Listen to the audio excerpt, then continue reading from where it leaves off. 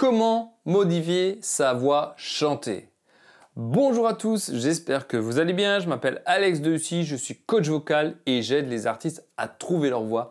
Et aujourd'hui, on va regarder comment on peut modifier sa voix chantée ou même parler d'ailleurs pour faire des effets. Alors, qu'est-ce que c'est déjà modifier sa voix? Sa voix, à quoi déjà ça nous sert de modifier la voix? Ben déjà, ça nous sert à interpréter parce que l'interprétation, après tout, c'est quoi? C'est un changement de timbre de voix, de puissance de voix, plus forte, moins forte, etc. Donc, on va nuancer sa voix.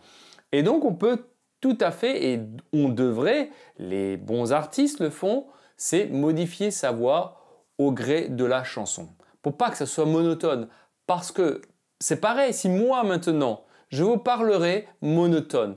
Voilà, là je vous parle sans vraiment d'effet, au bout d'un moment, vous allez certainement fuir cette vidéo parce que vous allez trouver ça ennuyeux. Vous voyez, là il n'y a pas de modification de la voix, c'est vraiment monocorde, voilà, il n'y a pas de vie, il n'y a rien, il n'y a pas d'âme en fait. Et donc si vous voulez changer ça et que vous voulez que les gens restent avec vous, il va falloir jouer sur la modification de notre voix. Il y a plusieurs facteurs pour modifier sa voix. Le premier facteur déjà, on va appeler ça, c'est comme une boîte à outils. Vous avez une boîte à outils et dedans, je pioche ce que je veux, simplement pour modifier ma voix. Et la voix, on peut faire beaucoup de choses.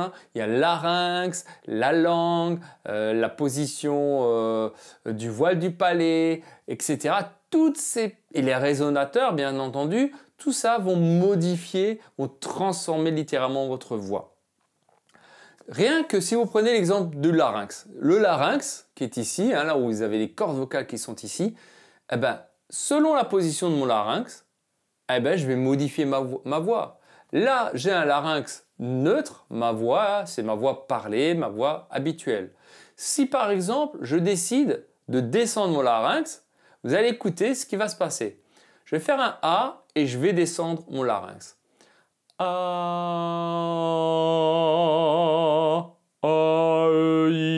Voilà, là je vous parle avec un larynx bas. Vous voyez, la voix elle est modifiée et ça vous fait pas penser à quoi? Quand je parle comme ça, bien sûr à l'opéra. Tout ce qui est musique lyrique. Donc là, on descend généralement sur le larynx pour avoir ce son. A contrario, si je veux par exemple monter mon larynx, je vais avoir un son beaucoup plus aigu, d'accord? Et là, on sera plutôt dans le belting, dans tout ce qui est pop, rock, tout ça. On va plutôt monter en fait un petit peu son larynx. Donc, toutes ces modifications, pareil pour le voile du palais, pour le SAE, donc le sphincter épiglottique, tout ça va nous permettre de modifier, en fait, de structurer notre voix pour avoir un certain timbre de voix. Et c'est ce que font les imitateurs finalement qui vont imiter un artiste. Ils vont modifier comme ça leur larynx, leur langue, parce que la langue, elle a aussi plusieurs positions, et la mâchoire également, où vous pourrez bien sûr modifier tout ça. Donc oui, on peut totalement modifier le son, l'aspect du son, en faisant ce facteur-là. Mais déjà, travaillez le larynx, bas ou haut, comme si vous bâillez, et là vous serez dans tout ce qui est un peu blues, jazz, bien sûr lyrique, opéra.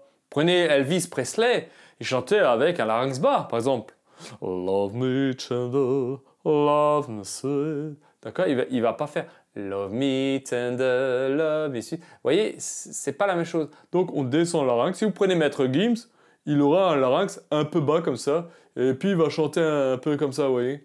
Donc voilà, ça c'est des choix artistiques, ou alors simplement l'artiste, il est né comme ça, avec plutôt ce côté un peu plus bas. Ou alors, il va avoir un larynx beaucoup plus haut, et dans ces cas-là, il va parler comme ça, ou il va chanter comme ça, et là, il va pouvoir aller beaucoup plus haut, encore dans ses aigus, mais c'est beaucoup plus criard en fait quand on a un larynx haut. Mais là on parle du belting par exemple, du twang également. Donc tout ça vous pouvez le faire avec le larynx haut ou bas. Vous pourrez modifier par exemple la structure de votre voix, le son. Donc tout ça, pensez vraiment à une boîte à outils. J'ai une boîte à outils, tout ça là, tout ça c'est une boîte à outils. je pioche ce que j'ai besoin pour moduler ma voix. Dites-moi en commentaire si vous avez un petit peu compris et si vous avez testé par exemple avec votre larynx, si ça modifie votre voix. Essayez de faire un bâillement oh, et maintenez votre son. Oh, et vous allez voir que ça va changer totalement la structure de votre son. Vous aurez plus de fréquences graves, généralement utilisées dans le lyrique, notamment donc l'opéra. Dites-moi en commentaire si ça vous a plu, n'hésitez pas à liker, à vous abonner si vous avez appris quelque chose. Je vous dis à très bientôt et puis si vous avez des questions en commentaire, il ne faut pas hésiter, si vous avez des problèmes, des problématiques, je vous répondrai dans une prochaine vidéo. Aussi en description de la vidéo, je vous mettrai une petite formation professionnelle, croyez-moi, elle vaut vraiment la peine sur 25 minutes sur l'échauffement vocal. Vous pourrez comme ça aussi modifier un petit peu votre son. Vous allez voir ça. Prenez soin de vous, je vous dis à très bientôt. Allez, ciao ciao.